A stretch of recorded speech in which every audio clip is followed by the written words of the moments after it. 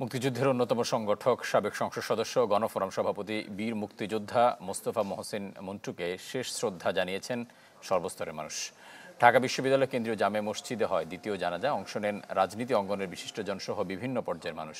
পরে কেন্দ্রীয় শহীদ মিনারে নেওয়া হয় মোস্তফা মহসিন মন্টুর মরদেহ। সেখানে এই বীর মুক্তিযোদ্ধাকে ফুলের শ্রদ্ধা জানান নানা শ্রেণী পেশার মানুষ। রাষ্ট্রীয় মর্যাদায় বনানী কবরস্থানে গার্ড অব অনারের মাধ্যমে তাকে দাফন করা হবে। রোববার বিকেল ৫টা ১০ রাজধানীর একটি বেসরকারি হাসপাতালে চিকিৎসাধীন অবস্থায় মারা যান মোস্তফা মহসিন মন্টু।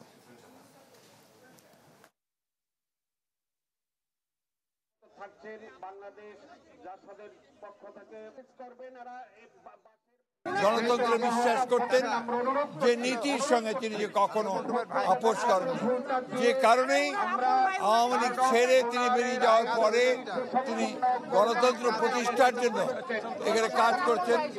ঐক্যফ্রন্ট একটা বড় ভূমিকা পালন করেছেন।